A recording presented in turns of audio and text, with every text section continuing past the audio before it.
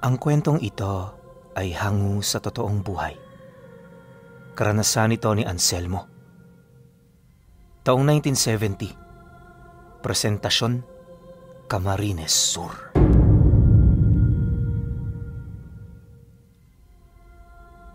Noong mga panahong ito, may kumakalat na kwento ukol sa isang taong nagngangalang Anselmo. Kaya kilala ang matanda sa lugar ng Kamsur ay dahil sa mga kagilagilalas nitong katangian. Madalas ding masilayan si Anselmo sa luma nitong tahanan na nakatirik sa paanan ng bundok. Kung titingnan, isang pangkaraniwang matanda lang siya na matagal nang namumuhay mag-isa.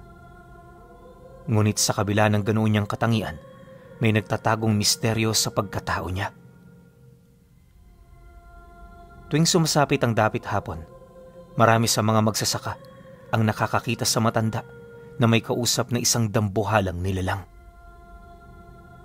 May kahaling tulad ito sa wangis ng tao, ngunit ang buong tindig nito, kakaiba talaga sa lahat.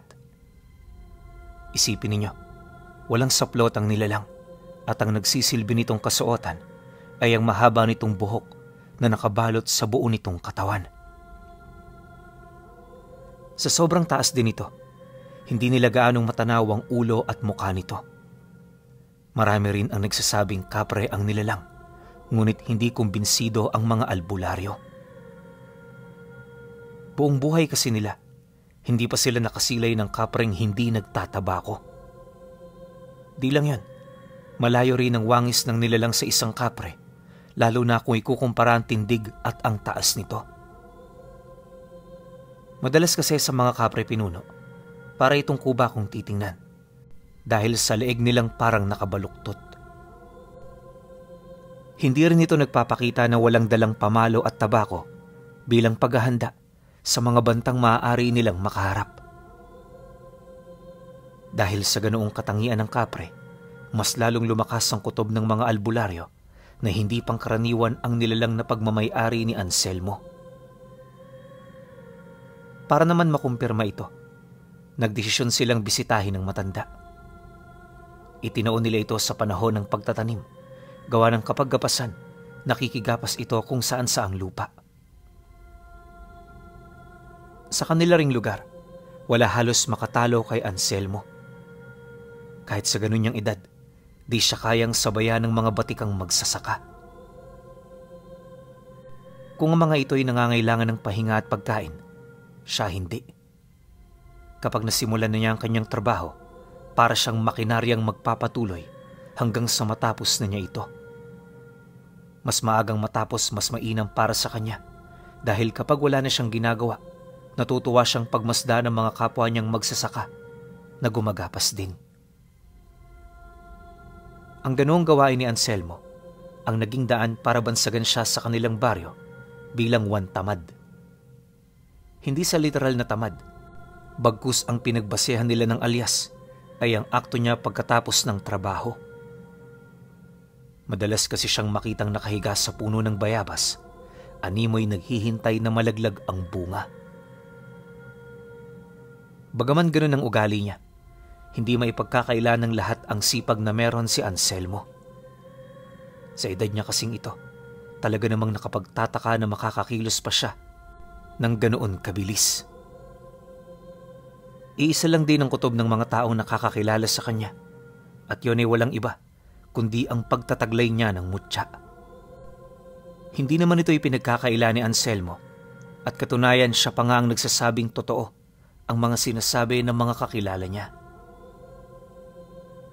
Dahil sa pag-amin niyang yun, nagsimula ang mga ginawang komprontasyon ng mga albularyo. 5 linggo bago sumapit ang Biyernes Santo, marami na sa mga manggagamot na nakatira sa baryo ang walang patid na bumibisita sa kanya. Bawat isa, walang ibang hinahangad kundi ang makahingi ng kakarampot na karunungan at agimat na mula sa kanya. Ang problema, kapag naririnig ni Anselmo ang tungkol dito, siya na mismo ang nagkukusang tumalikod sa mga ito. Anya, hindi maaari ang mga nais ng albularyo, gawa ng unang-una, may alam sila sa lihim na karunungan. Kalimitan din sa mga nililimusan niya ay yung mga taong lubos na nangangailangan nito.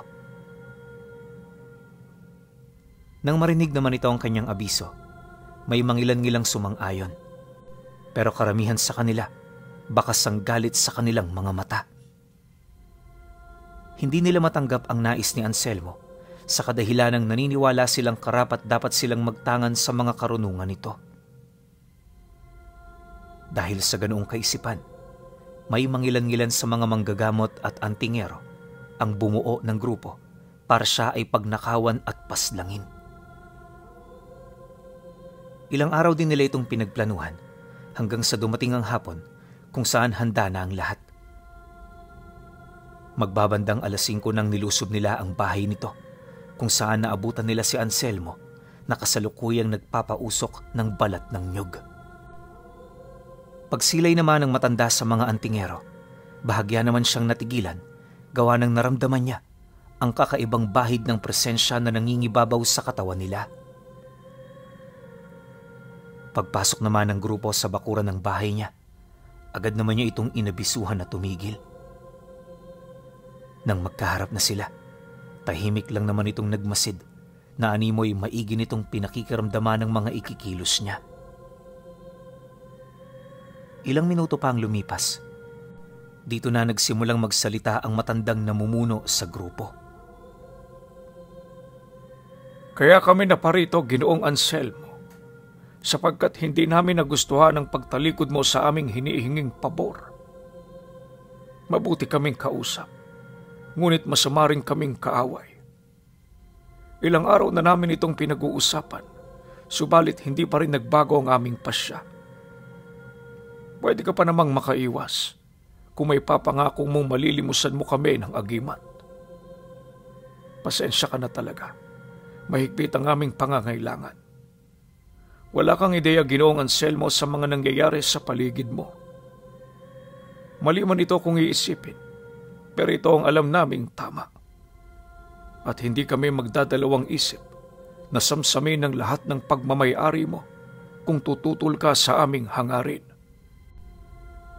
Nang marinig naman ni Anselmo ang sinabi ng antingero, bahagya naman siyang napatahimik habang maiging nag-iisip. Nang mapansin naman ito ng mga antingero, inakala ng mga itong nasisindak siya sa dami nila, pero hindi nila alam, wala siyang kahit na anong takot na nararamdaman.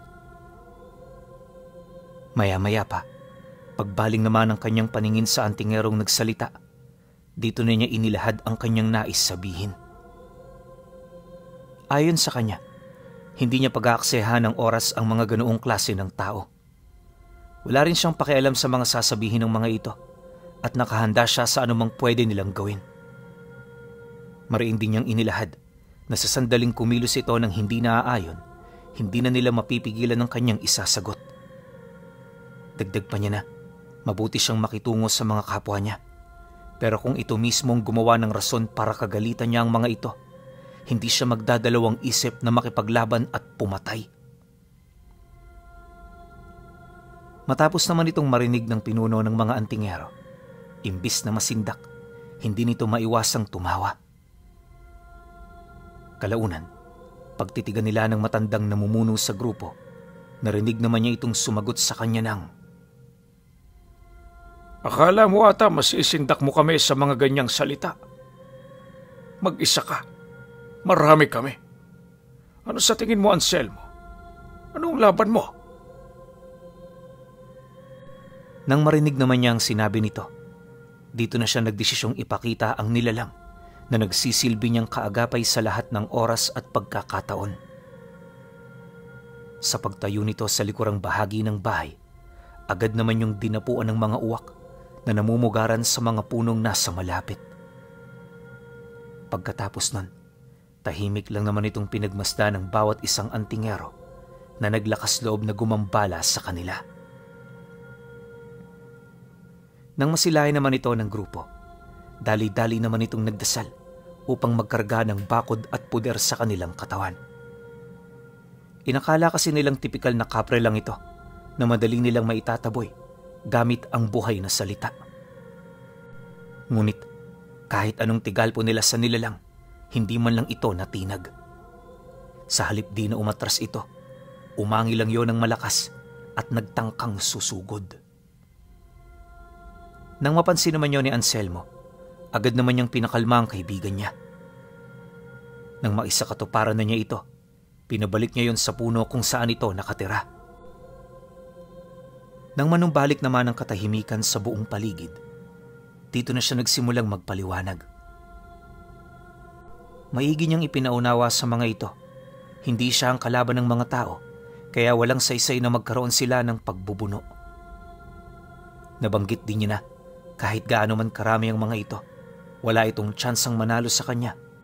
At upang magkaroon ng kredibilidad ang kanyang mga binitawang salita, hindi siya nagdalawang isip na ipakita sa mga antingero ang sibat niyang kinapitan ng mutya ng kidlat. Nang masipat naman ng mga antingero ang bitbit niyang armas, agad naman yung nakaramdam ng panghihina. Alam kasi nilang hindi biro ang karga niya, dahilan para makinig sila sa mga ipapayo nito.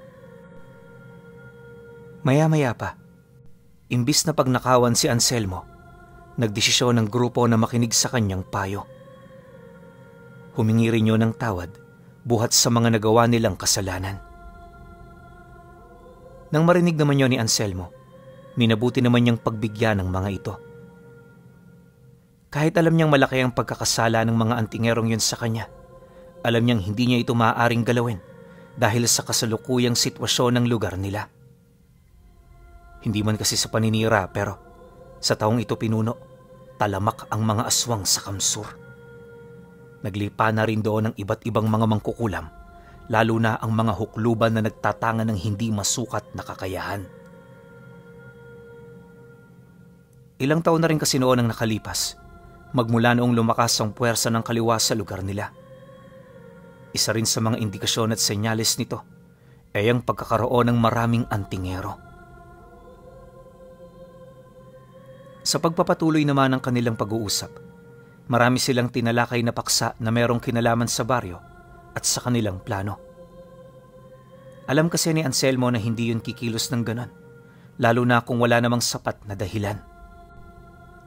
Naniniwala rin siyang may mga kalaban ng mga ito, kaya nangangailangan ito ng malalakas na uri ng karga. Hindi niyo naman kailangan maging masama para matupad ang inyong mga kagustuhan. Nakakalimutan niyo na ba? Sa mundong ito, hindi sa lahat ng oras aayon sa inyong pagkakataon. Malupit ang mundo, mga kaibigan. Kaya matuto tayong maging malakas para sa ating mga sarili. Kung wala tayong mahingian, humanap tayo. Hindi yun mahirap. At sa taong desidido, matutupad mo ang iyong gusto. Pagsusumikap, desperasyon, hangarin, at pananampalataya ang susi sa lahat. Nang marinig naman ito ng mga antingero, wala naman silang nagawa kundi ang sumang-ayon. Pagkaraan pa ng ilang minuto, nang mapagtanto niyang sumasang-ayon na sa kanya ang lahat, dito na siya nagdesisyong gumawa ng grupo. Naniniwala kasi si Anselmo na para hindi na ito mabahala, mas mainam na magkaroon sila ng ugnayan. Isang matinding ugnayan na hindi basta-bastang mabubuwag at matatalikuran. Dagdag pa niya na, sa ganoong sitwasyon, hindi na maiisipan ng mga itong magnakaw ng mga karga. Pagkarinig naman ng grupo sa sinabi niya, dito na nagsimulang maglahad ng katotohanan ang matandang namumuno sa pangkat. Ayon dito, kaya nila napagpasyahang pagnakawan siya ay dahil sa kasalukuyang sitwasyon ng baryo nila. Pagtatapat pa nito sa kanya, may isang gabunang naninirahan sa sentro na mayroong daladalang labi ng isang dibino. Sa estado ng labing ipinapanindak nito sa kanila, dumaan sa matinding pagpapahirap ang dibino bago pumanaw. Hindi rin nila may pagkakailang napakabigat nitong presensya, kung kaya't walang kahit na sino sa kanila ang may kakayahang tumutol sa nais nitong mangyari. Dagdag pa ng matanda na, marami na silang ginawang paraan para mapalayas ang gabunan, pero naging daan lang ito ng pagkamatay ng malapit nilang kaibigan. Nabanggit din ito na Magmula noong nasindak na sila ng nilalang, pumipikit na lamang sila tuwing may kinakatay ito sa baryo. Hindi naman ito napapansin ng gobyerno, lalo pat ang namamahala sa kanilang lugar, isa na ring ganap na yanggaw. Imbis na protektahan ito ang mga tao, kabilang pa ito sa mga nagpapasimuno ng patayan. Dahil sa ganoong sitwasyon, marami na sa kanilang mga kapatid ang umalis sa kanilang baryo. Ang mga natira namang manggagamot na hindi sumama noon sa grupo, natutunan ng pakibagayan ang pamumuhay ng mga demonyo. Hindi nagtagal, naging kasangkapan na rin ng mga ito, dahilan para hindi na nila yun pagkatiwalaan pa. Alam mo, Ginoong Anselmo, matagal na naming hangad na kayo ay makumpronta. Ang kaso lang natatakot din kami. Baka kung ano ang isipin sa amin ng iba. Akala namin na mas magandang umiwas na lang. Pero hindi pala. Napakahirap mabuhay sa ganitong sitwasyon. Dahil anumang oras pwede nilang kunin ang mga mahal namin sa buhay. Sa totoo lang, ang pagpunta namin dito ngayon, kamatayan na ang naghihintay. Maaaring sa mga kamay mo matapos ang aming buhay, o hindi naman kaya'y sa kamay ng aming mga kalaban. Nang marinig naman niya ang sinabi ng matandang namumuno sa grupo, dito na siya nagdesisyong makipaglaban. Wala ito sa plano ni Anselmo, kaya kahit siya, hindi rin inaasahang malalagay sa ganoong sitwasyon. Gayunpaman, aminado siyang wala na siyang magagawa. Hindi naman niya maaaring pabayaan ang mga taong yun, lalo na't alam niyang may magagawa siya. Matapos naman ang kanilang naging pag-uusap, may hinahon naman niyang inabisuhan ng mga ito na bumalik na muna sa kanilang tahanan. Bago niya pinaalis ang grupo sa kanyang bahay, sinigurado niyang may dala-dala itong pangontra na nagmula mismo sa kanya. Ang pangontrang yun pinuno, binubuo ng dagta ng goma, tinik ng rosas, langis ng nyog, at dagta ng badyang. Pinag-iisa rin ito ng lumang papel na may mga dasal na nakasulat. Pagkatanggap naman ng mga antingero sa kanyang ibinigay, agad naman yung umalis. Kinagabihan, kahit marami pa siyang gagawin, inabisuhan niya ang kanyang mga kaibigan na maghanda. Nang marinig naman ng mga engkanto ang kanyang sinabi, hindi naman ito nagdalawang isip na sumang-ayon.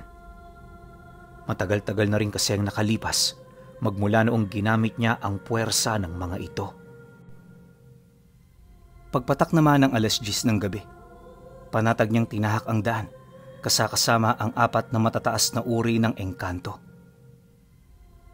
Kabilang sa mga yon ang dambuhalang nilalang at ang 3 diwata na may kahawig ng wangis ng isang tao. Nasa 8 talampakan din ang taas ng mga nilalang at bawat isa sa kanila eksperto sa paggamit ng espada. May matatalas din silang mga tenga, kulay puting balat at asul na mga mata. Mahaba rin ang kanilang mga buhok, tapos meron silang mga balingkinitang katawan. Ayon kay Anselmo, na kahit hindi pa kumikilos ang mga kaibigan niyang nilalang, mapapansin na ng mga kalaban niyang mga kasindak-sindak nitong abilidad. Dagdag pa niya na, sa mga ito nasusukat ang kanyang kakayahan, kaya kapag wala ang kanyang kaibigan, isa lang siyang antingerong may malakas na karga. Subalit kahit sa ganoong estado, hindi pa rin siyang tipo ng matandang dapat maliitin ng mga kalaban niya. Kalaunan, nang marating niya ang baryo, bumungad sa kanyang tahimik na paligid. Kung titingnan din naman ng mga bahay-bahay, wala siyang nararamdamang kahit ano, subalit malakas ang kanyang kutob na may mga nilalang doong nagtatago. Makalipas pa ang ilang minutong pagmamasid, laking gulat na lamang niya nang may biglang bumulusok sa bandang itaas niya. Mabuti na lang, agad itong natunugan ng kanyang mga kasama, kaya bago pa man siya nito malapitan, tumama na sa katawan nito ang matalas na espada ng kaibigan niyang engkanto. Pagtagos ng espada sa katawan nito, tanging dugo na lang din ang lumapat sa kanyang ulo. Matapos ang pangyayari, agad namang naalerto ang lahat ng kanyang mga kasama hanggang sa makita na nila ang mga aswang na umaaligid sa itaas ng bubong ng bahay. Maya-maya pa, dahil sa dami ng mga ito, bigla naman siya nitong napalibutan ng walang kahirap-hirap. Nang mapansin naman ito ni Anselmo, imbis na masindak, pinili naman niyang maging kalmado. Dahil sa kanyang ipinakita, ramdam ng mga nilalang na hindi siya nag-iisa. Pagkurap naman ng mga mata nito, agad naman nilang nasilayan ang hawak niyang sibat na may nakabaong mutya ng kidlat. Mula talim hanggang hawakan, kakulay na rin yun ng uling, indikasyon na buhay ang mutya roong nakabaon. Nang masipat naman ito ng mga nilalang, hindi nila maiwasang magulat dahil noong naglalakad pa lamang si Anselmo, wala naman silang nakitang sandatang hawak nito. Bakas din sa mukha ng mga aswang ang pagkasindak laban sa kanyang mga kasama, kaya sa halip na magwala ang mga ito at sugurin siya, nanatili yun sa kanilang kinaroroonan. Nang mapansin naman niya ang pagrespeto ng mga nilalang, dito na siya nagsimulang magtanong kung sino ang namumuno sa mga ito. Pagtaas naman ng kamay ng isang aswang na lakat, laking gulat naman ang iba pa nitong mga kasamahan nang bigla na lamang itong sumubasob habang nakatarak sa mukha nitong binitawang sandata ni Anselmo. Sinong namumuno rito? Muling tanong niya sa mga nilalang. Nang marinig naman ng mga ito ang kanyang sinabi, dito na ito unti-unting napatras, dahilan para magpatuloy siya sa kanyang paglakad. Paglapit niya sa aswang na nakahandusay sa isadaan, agad naman niyang kinuha ang kanyang sibat, sabay abiso sa kanyang mga kalaban ng mga nais niyang mangyari. Bibigyan ko kayo ng isang gabi para magdesisyon. Papuntahin niyo sa bahay kong namumuno sa inyo at kapalit nito, sasalangin ko ang mga buhay ninyo. Paglayas lang sa lugar na ito ang ipaparusa ko sa inyo. Basta siguraduhin yung magmula ngayong gabi, wala na kayong gagalawing tao. Ang hindi tumupad, tutuhugin ko ng kawayan at ipapakain sa mga balbal. Pagkasambit naman niya ng mga kataga, agad naman siyang umalis. Nang masipat naman ito ng mga nilalang, nagmamadali naman yung hinugot ang pumanaw nilang kasama, sabay karipas ng takbo patungo sa bahay ng gabunan na pumoprotekta sa kanila. Dahil sa ganoong pangyayari, pansamantalang naantala ang plano ng grupo. Nagsilbi rin itong pagkakataon para sa mga antingero upang mailikas ang kanilang mga kadugo sa baryo. Kinabukasan, di pa man tumitilaok ang manok, nasa labas na ng bahay niya ang mga antingerong nakausap niya noong nagdaang araw. Bawat isa sa mga ito, halos hindi makapaniwala. Gawa ng yon ang unang pagkakataon na nasindak ang mga nilalang na nakatira sa lugar nila. Dagdag pa ng kanyang mga kasama, hindi yun kapani-paniwala, gawa ng kung susumahin ang puwersa ng mga aswang sa lugar nila, hindi hamak na mas malakas ito sa kanila. Nang marinig naman ni Anselmo ang sinabi ng mga ito, nakangiti lang naman siya habang patuloy sa pag-inom ng kape. Makalipas pa ang ilang oras, nang tumama na ang liwanag ng araw sa kalupaan, dito na nagtulong-tulong ang mga antingero para maihanda ang lugar ng digmaan. Sinigurado rin nilang hindi basta-bastang mapapasok ang bahay niya, dahil sa doon manunuluyan pansamantala ang kanilang pamilya. Nangako rin ng mga itong tutulong sa abot ng kanilang makakaya, kaya na may napatango na lamang siya. Sa tulong kasi ng mga ito, nasisiguro ni Anselmo na hindi na siya mahihirapang kalabanin ang gabunang pumatay ng dibino. Sa pagpapatuloy ng kanilang mga ginagawa, halos hindi na nila napansin ang bilis ng pagtakbo ng oras. Basta nagulat na lamang sila, papalubog na ang araw. Pagpatak naman ng 6:00, Pinalibutan nila ng maraming sulo ang bakuran ng bahay niya. Sinigurado rin nilang hindi madaling matibag ang bakod upang mapigilan ang mabilis na pagpasok ng mga ito. At para naman masigurado ang kaligtasan ng kanilang pamilya, nanatili sila sa loob ng bakuran habang si Anselmo naman matyagang naghihintay sa labas. Sa kasagsagan ng kanilang pagmamanman, hindi nila maipagkakailang matinding katahimikan na bumabalot sa buong lugar. Gayunpaman sa kabila nito, ramdam nila ang mga nilalang na malapit nang dumating. Maya-maya pa, dito na nila nasilayan ang mga kalalakihang may daladalang sulo na naglalakad sa gilid ng palayan. Habang papalapit ang grupo, may mga naririnig din silang mga pangungusap na halos hindi na nila maintindihan. Ilang metro ang layo mula sa kanyang pamamahay, bigla namang tumigil ang grupo ng mga aswang na binubuo ng humigit sa 20 gabunan. Napakarami rin nilang nakitang sigbin, kasama ng mga pangkaraniwang aswang na nasa humigit 50. Bawat grupo nito binubuo ng iba't ibang lahi, kagaya ng tiktik, abwak at kung ano-ano pa.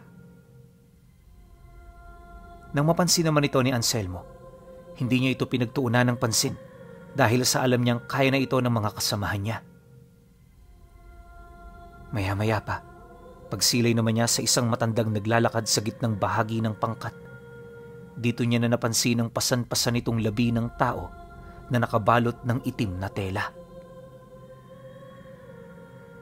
Pagdating naman ito sa unahang bahagi, agad naman itong ibinagsak ang dala nitong labi habang umaatungal ng napakalakas. Nang marinig naman yun ni Anselmo, agad naman niyang ikinumpas ang kanyang kamay, dahilan para magpakita na ang kanyang sandata. Lumabas na rin ang mga kaibigan niya upang maipakita ang puwersa na meron sila. Pagtahimik naman ng gabunan, unti-unti naman itong nagpalit anyo. Nasa gabunan na kasi itong wangis, kaya hindi ito gaanong namukhaan ni Anselmo. Pagtambad naman sa kanya ng mukha nito, dito na ito nagsimulang magdasal ng mga engkantasyon na hindi niya mawari kung ano. Panay na rin ang ginagawa nitong pag-ikot sa labi hanggang sa unti-unti na itong gumalaw na para bang nagkaroon niyo ng buhay. Matapos naman yung gisingin ng nilalang, bigla naman yung ngumisi sa kanya habang nagwiwika ng, "Hindi mo kilalang binabangga mo." "Dibino nga napatay ko. Ikaw pa kaya? Isang hamak na antingerong may mababaw na pananampalataya."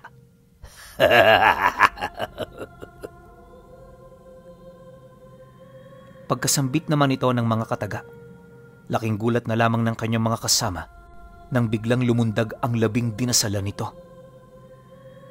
Siyempre nagulat at natakot talaga sila. Gawa na nga nasa isip nila, papaano ko nagagamit pala nito ang dati nitong abilidad? Ni isa sa kanila roon, paniguradong walang laban sa ganoong uri ng nilalang. Nang mapansin naman ni Anselmo ang pagdadalawang isip ng kanyang mga kasama, hindi na siya nagsayang ng oras pa na palusubin dito ang matataas na uri ng engkanto. Pagpigil naman ito sa katawan ng dibino, agad naman siyang sumugod, hudyat ng pagsisimula ng kanilang labanan. Sa isang iglap, napuno ng sigawan ng buong paligid hanggang sa bumungad sa kanila ang labi ng mga aswang na nakahandusay kung saan-saan. Sa pagpapatuloy naman ng pagmamasid ng kanyang mga kasama, halos manghang-mangha ito kay Anselmo, gawa ng ni isang nilalang, walang nakakalapit sa bakuran ng bahay. Lahat ng nagtatangkang sumugod sa kanila, matagumpay itong napipigilan ng mga diwatang may hawak na espada. Hindi nagtagal, nang medyo nawawala na ng lakas si Anselmo, dito na nagsimulang pumasok ang dambuhalang nilalang.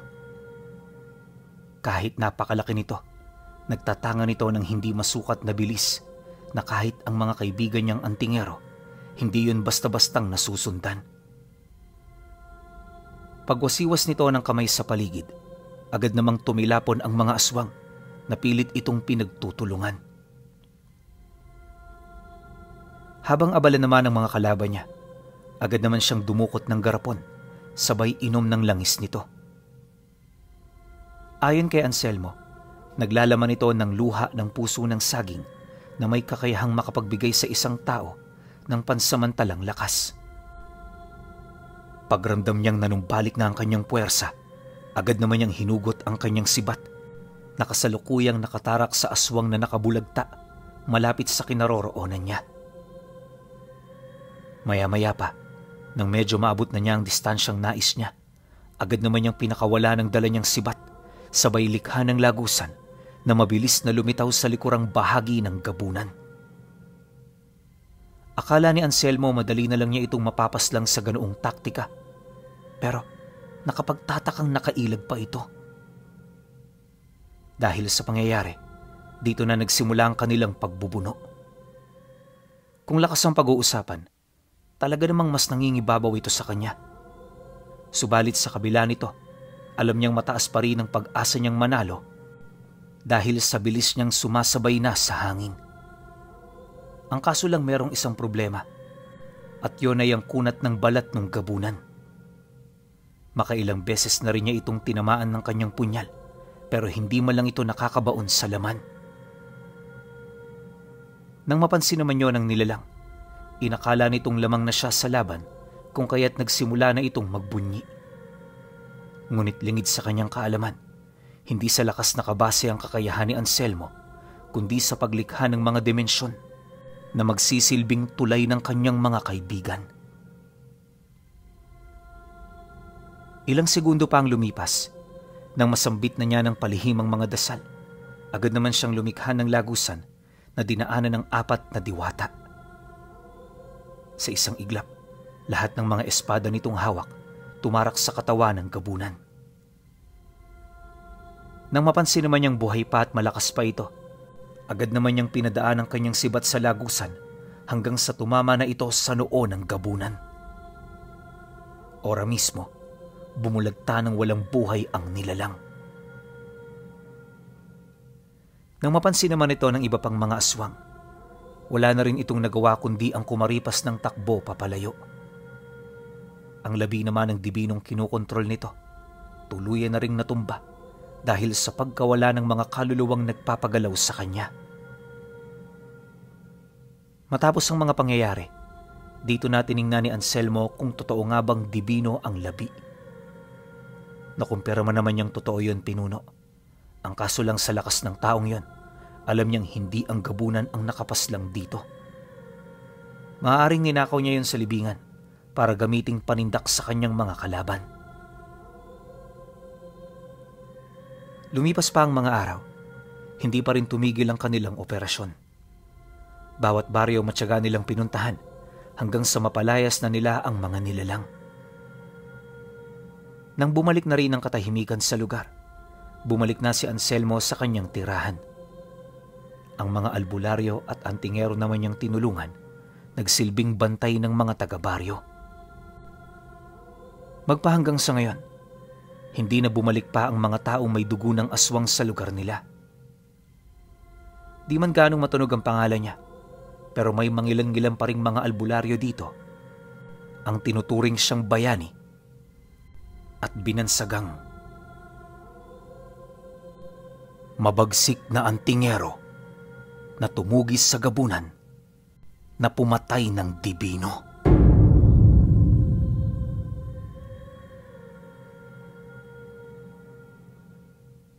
Grabe naman tong kwento na to, sobrang ganda.